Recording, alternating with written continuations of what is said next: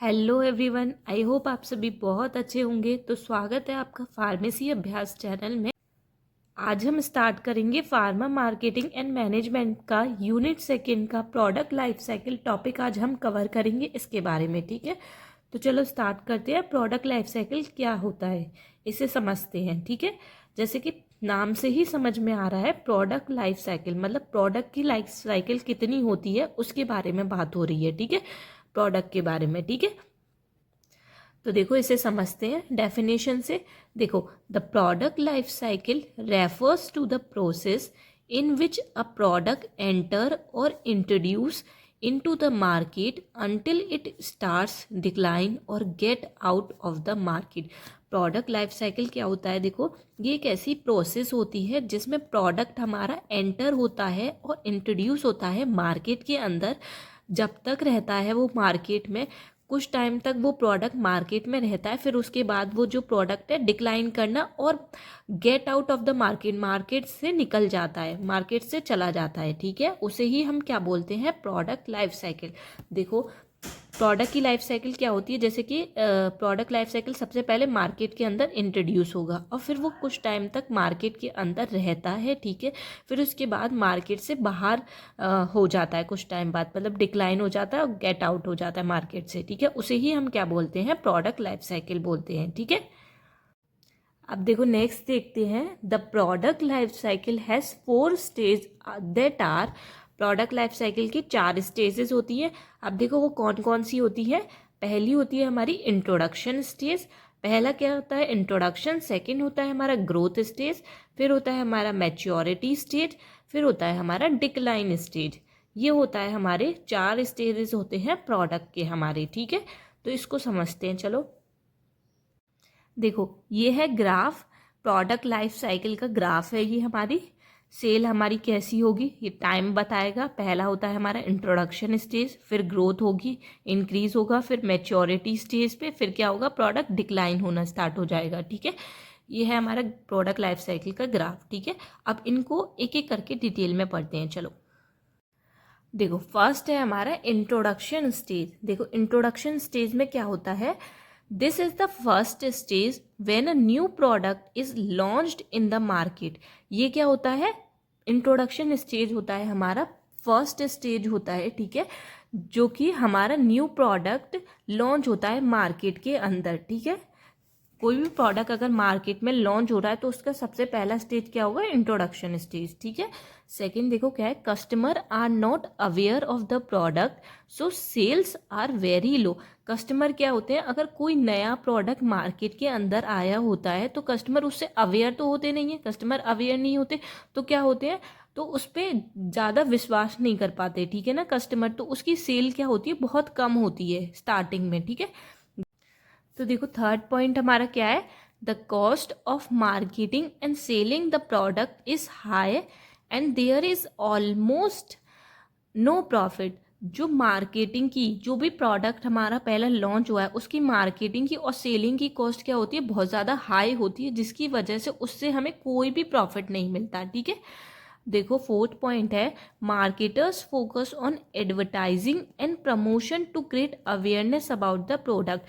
जो मार्केटर्स होते हैं, मतलब जो अपने प्रोडक्ट को सेल करते हैं, वो क्या करते हैं? अगर उनका प्रोडक्ट पहली बार लॉन्च कर रहे हैं तो उस प्रोडक्ट की एडवर्टाइजमेंट करेंगे। ठीक है, उसका प्रमोशन करेंगे ताकि लोग उसके बारे में अवेयर हो सके, उनके उस प्रोडक्ट के बारे में। ठीक है, ये है हमारा इंट्रोडक्शन स्टेज। ठीक है, अब देखो सेकंड है हमारा ग्रोथ स्टेज। ग्रोथ स्टेज में क्या होता है? देखो, in this stage people start knowing about the product and sale begin to increase. इस स्टेज में क्या होता है? देखो, इस स्टेज में क्या होता है? लोग क्या होते हैं? उस प्रोडक्ट के बारे में जानने लगते हैं। ठीक है ना, प्रोडक्ट के बारे में जानने लगते हैं, जिसकी वजह से सेल उसकी जो होती है इंक्रीज होना स्टार्ट हो जाती है। ठीक है, अब देखो नेक्स्ट पॉइंट क्या है? The product becomes a little popular but competition almost start increasing. जो प्रोडक्ट होता है वो क्या होता है? कुछ ही पॉपुलर हुआ होता है। ठीक है, पर उसका कंपटीशन जो होता है मार्केट के अंदर वो इंक्रीज होना स्टार्ट हो जाता है। ठीक है, नेक्स्ट पॉइंट है, the cost per unit is still high so profit are low. Low, ठीक है। उसकी जो कॉस्ट होती है प्रोडक्ट की थोड़ी ज़्यादा हाई होती है, इसी वजह से उससे हमें कोई प्रॉफिट नहीं मिलता, ठीक है। प्रॉफिट जो होता है उसका बहुत ज़्यादा लो होता है, ठीक है। अब देखो नेक्स्ट पॉइंट क्या है, marketers shift their focus from awareness to increase market share. Marketers जो होते हैं क्या करते हैं, अपना फोकस उस प्रोडक्ट को अवेयरनेस मतलब लोगों में अवेयरनेस फैलाते हैं अपने प्रोडक्ट के बारे में, ठीक है, ताकि उनका प्रोडक्ट ज़्यादा से ज़्यादा सेल हो सके, लोग उनके प्रोडक्ट पे फोकस करें, ठीक है। ये हो गया हमारा ग्रोथ स्टेज। अब नेक्स्ट हम पढ़ते हैं मैच्योरिटी स्टेज, ठीक है। देखो मैच्योरिटी स्टेज क्या होती है, sales reach their highest point and the product is at its peak popularity. Sale जो होती है उस प्रोडक्ट की बहुत ज़्यादा होती है उस टाइम पे मैच्योरिटी स्टेज पे, और प्रोडक्ट जो होता है पीक पॉपुलैरिटी बहुत ज़्यादा पॉपुलर होता है, ठीक है। अब देखो नेक्स्ट पॉइंट है, production cost decreases due to high sale but competition become stronger. जो प्रोडक्शन कॉस्ट होती है मतलब बनाने की जो कॉस्ट होती है किसी भी प्रोडक्ट को, अगर हम उसे कम कर दें तो हमारी सेल ज़्यादा से ज़्यादा होगी, ठीक है, और उसका कंपटीशन मार्केट में पर स्ट्रॉन्गर होता है, ठीक है। Many companies introduce similar product increasing competition. बहुत सारी कंपनीज क्या उसी तरीके का प्रोडक्ट मार्केट में लॉन्च कर देती है, जिससे क्या होता है मार्केट में कंपटीशन उस प्रोडक्ट का इंक्रीज हो जाता है, ठीक है। अब देखो नेक्स्ट पॉइंट है, marketers try to keep customer interested by finding new uses for the product by expanding into new markets. Marketers क्या करते हैं, कस्टमर में उसका इंटरेस्ट बना देते हैं कि वो प्रोडक्ट क्या उसके नए नए यूजेस हैं, ताकि लोग क्या उसको खरीदना पसंद करें, ठीक है। ये हो गया हमारा मैच्योरिटी स्टेज, ठीक है। अब नेक्स्ट पढ़ते हैं हम डिक्लाइन स्टेज क्या होता है। देखो if a product can not stay in the maturity stage it enters the decline stage. अगर प्रोडक्ट हमारा मैच्योरिटी स्टेज पे नहीं रह पा रहा है, मतलब प्रोडक्ट की सेल कंसिस्टेंटली उतनी नहीं हो पा रही है, तो प्रोडक्ट क्या होता है डिक्लाइन स्टेज पे जाना शुरू कर देता है। अगर लोगों को वो प्रोडक्ट समझ में नहीं आ रहा है और पसंद नहीं आ रहा है, ठीक है, फिर क्या करेंगे, वो प्रोडक्ट मार्केट से निकलना शुरू हो जाता है, ठीक है। नेक्स्ट है sales drop a lot leading to low profit. Sale क्या होती है उस प्रोडक्ट की कम हो जाती है फिर धीरे धीरे करके, जिसकी वजह से उसका प्रॉफिट कुछ नहीं आता, ठीक है। अब देखो नेक्स्ट है competition also reduce because the product is no longer popular, customer start losing interest and stop buying it. Competition क्या होता है उस प्रोडक्ट का धीरे धीरे करके कम हो जाता है, बिकॉज कोई उस प्रोडक्ट को कोई खरीदता ही नहीं है, ना वो प्रोडक्ट पॉपुलर होता है, ठीक है।